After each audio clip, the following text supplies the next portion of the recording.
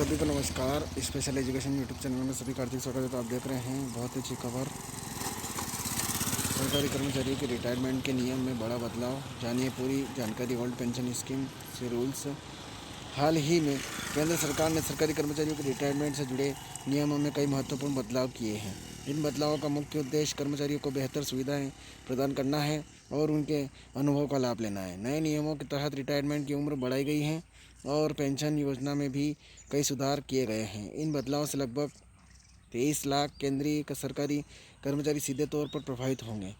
नए नियम न केवल मौजूदा कर्मचारियों के लिए फ़ायदेमंद हैं, बल्कि भविष्य में सरकारी नौकरी करने वाले के लिए भी फायदेमंद साबित होंगे। आइए जानते हैं इन नियमों के बारे में विस्तार से। रिटायरमेंट के नए नियम एक नज़र में। विवरण जानकारी। रिटायरमेंट की उम्र 62 वर्ष। लागू होने की तिथि नवंबर 2024। प्रभावित कर्मचारी लगभग 23 लाख केंद्रीय कर्मचारी। न्यूनतम पेंशन राशि 10,000 रुपये प्रति माह। वॉलेंट्री रिटायरमेंट 20 साल की सेवा के बाद अतिरिक्त पेंशन 80 वर्ष से अधिक उम्र के लिए। नई पेंशन योजना यूनिफाइड पेंशन योजना। रिटायरमेंट की उम्र में बदलाव। सरकार ने सितंबर 2024 में घोषणा की थी कि नवंबर 2023 से सरकारी कर्मचारियों की रिटायरमेंट की उम्र को 60 वर्ष से बढ़ाकर 65 वर्ष कर दिया जाएगा। इस फैसले के पीछे कई कारण हैं। जनसंख्या का वृद्धिकरण और बढ़ती जीवन प्रत्याशा। अब अनुभवी कर्मचारियों के कौशल और ज्ञान का अधिकतम उपयोग। पेंशन योजनाओं पर बढ़ते आर्थिक दबाव को कम करना। नई पेंशन या नई यूनिफाइड पेंशन स्कीम की विशेषता। सरकार ने एक नई यूनिफाइड पेंशन स्कीम की घोषणा की है, जिसमें कुछ प्रमुख विशेषताएं शामिल हैं। गारंटीशुदा पेंशन। कम से कम 25 साल की सेवा के लिए अंतिम वेतन का 50% पेंशन के रूप में मिलेगा। न्यूनतम पेंशन कम से कम 10,000 रुपये प्रति माह सुनिश्चित की गई है। पारिवारिक पेंशन। कर्मचारी की मृत्यु के बाद उसके परिवार को पेंशन का 60% मिलेगा। मुद्रास्फीति सूचकांक। पेंशन राशि मुद्रास्फीति के अनुसार समायोजित होगी। वॉलेंट्री रिटायरमेंट के नए नियम। केंद्रीय कर्मचारियों के लिए वॉलेंट्री रिटायरमेंट के नियम में भी बदलाव किया गया है। 20 साल की सेवा पूरी करने के लिए वॉलेंट्री रिटायरमेंट ली जा सकती है। 3 महीने का नोटिस देना होगा। नियुक्ति करने वाले अथॉरिटी को आवेदन करना होगा। नोटिस अवधि कम करने के लिए विशेष अनुरोध किया जा सकता है। अतिरिक्त पेंशन की व्यवस्था। 80 वर्ष से अधिक उम्र के पेंशनभोगियों के लिए अतिरिक्त पेंशन की व्यवस्था की गई है।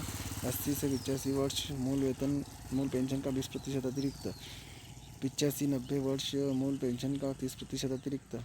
90 से 95 वर्ष मूल वेतन का 40% अतिरिक्त। 95 से 100 वर्ष मूल पेंशन का 50% अतिरिक्त। 100 वर्ष या इससे अधिक मूल पेंशन का 100% अतिरिक्त। पारिवारिक पेंशन के नियम में भी कुछ महत्वपूर्ण बदलाव किए गए हैं। पेंशन भोगियों की मृत्यु के बाद पात्रता तय होगी। बेटियों के नाम को परिवार के रिकॉर्ड से तय नहीं हटाया जा सकेगा। विधवा विधुर को जीवन भर पेंशन मिलेगी। रिटायरमेंट के नए नियम का प्रभाव। इन नए नियमों का व्यापक प्रभाव पड़ेगा। कर्मचारियों पर प्रभाव। अधिक समय तक काम करने का अवसर। बेहतर वित्तीय सुरक्षा। पेंशन राशि में वृद्धि। सरकार पर प्रभाव। अनुभवी कर्मियों की सेवाओं का लाभ। नई भर्ती में कमी। पेंशन खर्च में अस्थायी कमी। अर्थव्यवस्था प्रभाव। श्रम बल में वृद्धि। उत्पादकता में संभावित बढ़ोतरी। बचत और निवेश में वृद्धि। रिटायरमेंट के नए नियम के लाभ। इस नियम के अनुसार कर्मचारियों को कई लाभ होंगे। लंबी सेवा अवधि। 62 वर्ष तक काम करने से कर्मचारियों को अधिक अनुभव और आय का मौका। बेहतर पेंशन। नई यूनिफाइड पेंशन में से पेंशन की राशि में वृद्धि। वित्तीय न्यूनतम पेंशन की गारंटी से बुजुर्ग को आर्थिक सुरक्षा मिलेगी। लचीलापन। वॉलेंट्री रिटायरमेंट के नए नियम कर्मचारी को अधिक मिलेंगे। तो इस प्रकार से खबर थी। ज़्यादा से शेयर करें, लाइक करें, कमेंट करें। आपको खबर कैसे लगी और आप मेरे चैनल पर नए हैं तो चैनल को सब्सक्राइब जरूर करें। जय हिंद, जय भारत।